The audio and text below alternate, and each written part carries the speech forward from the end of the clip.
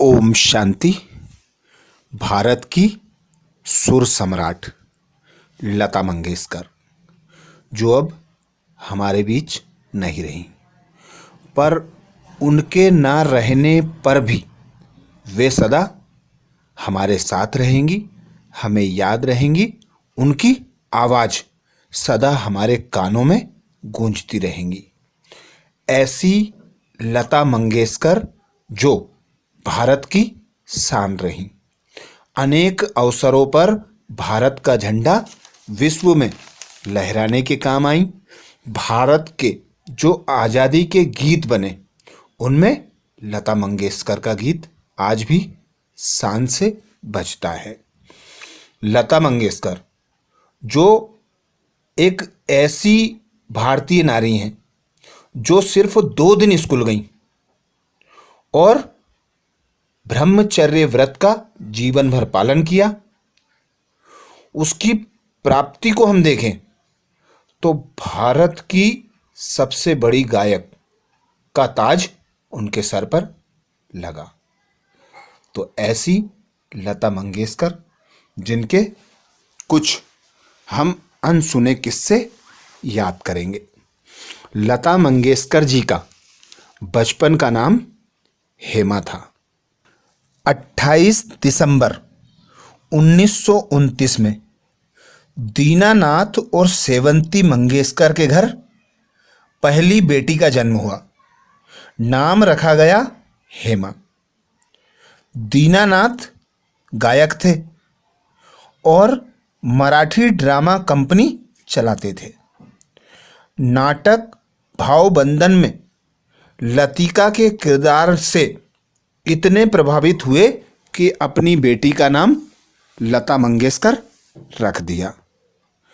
पिता जब अपने शिष्य को गायन सिखा रहे थे, तब लता मंगेशकर की आयु लगभग 5 वर्ष थी।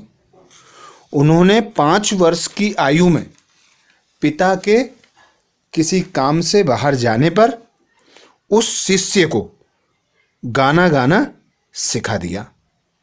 6 साल की उम्र में एक छोटी सी कन्या जो बड़े बड़े गायकों को राग सिखाने का काम करने लगी। एक दिन अचानक उनके पिता ने उनका गाना सुना तो उन्होंने लता मंगेशकर की माता से कहा कि हमारे तो घर में ही बहुत बड़ा कलाकार है। उसी दिन से दीनानाथ जी ने उसे गायन सिखाने प्रारंभ कर दिया। हम लता मंगेशकर के कुछ किस्से जानते हैं, जिनमें से प्रमुख संघर्ष रहा। डिप्थेरिया में 4 माह गा नहीं सकी। ऐसा माना जाता है कि उनके नौकर ने जहर देकर उनको मारने की कोशिश की। एक बार रिकॉर्डिंग के दौरान लता के गले में खराश आ गई। पता चला कि उन्हें गले की गंभीर बीमारी डिप्थेरिया हो गई है। डॉक्टर बोले वे गा नहीं सकेंगी। 3 माह तक का आराम करने को कहा गया। फिर कहीं लता मंगेशकर जी ने 3 माह बाद कहीं दीप जले कहीं दिल गाकर फिल्म फेयर अवार्ड जीता। एक बार लता को उनके रसोइये ने जहर देने की कोशिश की। उन्हें फूड पॉइजनिंग हो गया। इसी से दीदी बीमार हो गई और रसोइया भाग गया। ऐसा ही एक और उनके जीवन में किस्सा हुआ आत्मसम्मान का। जब वे अल्बर्ट हॉल में प्रस्तुति देने को अड़ गईं, तो ब्रिटिश सरकार ने अपना नियम, जो बरसों से चला आ रहा था, उसे बदल दिया। लता जी ने पूरी दुनिया में भारत का डंका बजाया। उनका लंदन में शो था। अल्बर्ट हॉल में सिर्फ ब्रिटिश ही प्रस्तुति दिया करते थे, किंतु लता मंगेशकर को ऐसा लगा कि मेरा अपमान है, भारत देश का अपमान है, तो उन्होंने जिद की। आखिरकार ब्रिटिश सरकार को झुकना पड़ा और कनाडा की संस्था के लिए चैरिटी कार्यक्रम था। उसमें भारत की पहली महिला ने पहला गीत गाया और उस गाने के बाद संस्था ने भी कहा कि भारत की कलाकार ने हमारी मदद की। एक बार पाक में शो होना था, अर्थात पाकिस्तान में कार्यक्रम था, पर राष्ट्रपति ने उन्हें पाकिस्तान आने से मना कर दिया। क्यों? क्योंकि उनके आने पर इतनी भीड़ हो जाएगी कि उसे संभालने के लिए हमारे पास इतनी फोर्स नहीं है। तो ऐसी महान गायक लता मंगेशकर, जिन्होंने अपनी आवाज के बल पर, अपने जज्बे के बल पर, अपने उसूलों के बल पर भारत की सुर सम्राट का ताज पहना।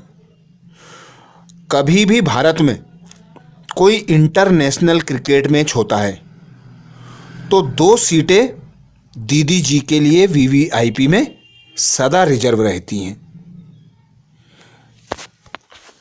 हम जो कहावत सुनते आ रहे हैं,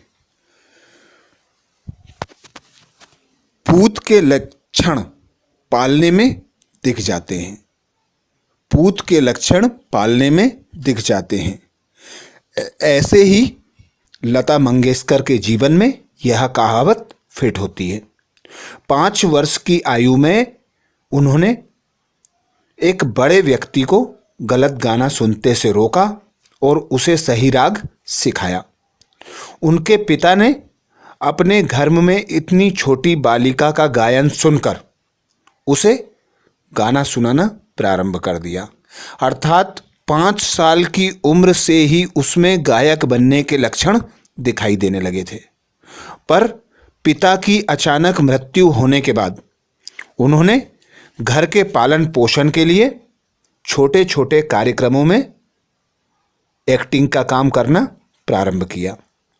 पर कुछ समय बाद उन्हें ऐसा लगा कि यह मेरे काम का नहीं है। उन्होंने 18 वर्ष की उम्र में एक प्रोड्यूसर को अपना गाना सुनाया। उस प्रोड्यूसर ने लता मंगेशकर को रिजेक्ट कर दिया।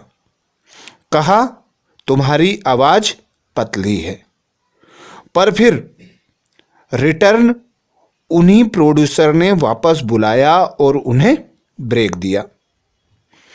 तो लता मंगेशकर 24 अप्रैल 1942 को, जब लता मंगेशकर सिर्फ 13 साल की थी, तब उनके पिता का देहांत हो गया था। परिवार में वे ही सबसे बड़ी थी। जब उनकी माता के पास लता मंगेशकर के लिए शादी का रिश्ता आया तो लता जी ने शादी करने से इनकार कर दिया, जिसका कारण उन्होंने बाद में बताया, यदि मैं शादी कर लेती, मैं दूसरे घर चली जाती तो मेरी जिम्मेवारी कौन निभाता, क्योंकि उन्होंने अपने पूरे परिवार को चलाया, परिवार का पालन पोषण किया। एक ऐसी नारी जो सिर्फ 2 दिन स्कूल पढ़ने गई, अपने पिता से सुर संगीत के सारे ताल सीखे घर पर रहकर और पूरे विश्व में प्रसिद्ध हो गई। जब अभिनय छोड़कर उन्होंने स्टेज शो करना प्रारंभ किया तो सर्वप्रथम उन्हें अपने गाना गाने की फीस 25 रुपये प्राप्त हुई, जो उनकी पहली कमाई थी। यदि आज हम देखते हैं लता जी की संपत्ति तो 370 करोड़ रुपए है। उन्हें कपड़े से ज़्यादा लगाव नहीं था, सजने संवरने का ज़्यादा शौक नहीं था, पर कार से वे बहुत प्रभावित होती थीं। उन्हें कार बहुत अच्छी लगती थी। वे हमेशा यही कहती रहीं कि मैं अपने गाने से कभी संतुष्ट नहीं हुई, मैं इससे और ज़्यादा अच्छा गा सकती थी, पर अभी जो गाना गाया उससे मैं संतुष्ट नहीं हूँ। और ऐसी लता मंगेशकर जिनके आगे कोई टिक ना सका। यह भविष्यवाणी उनके पिता के गुरु ने जब ये 15 वर्ष की आयु की थी तब ही भविष्यवाणी कर दी थी कि इसके गाने के आगे कोई टिक नहीं सकता। तो ऐसी ब्रह्मचर्य व्रत का पालन करने वाली भारत की सुर सम्राटनी को हम सभी बीके भाई बहन और भावभीनी श्रद्धांजलि अर्पित करते हैं और उनके गाने सदा हमें उनकी याद दिलाते रहेंगे। हम यही आशा करते हैं कि दीदी जी वापस भारत में जन्म लेंगी और अच्छा गायन आगे बढ़ाएंगी। अच्छा, ओम शांति।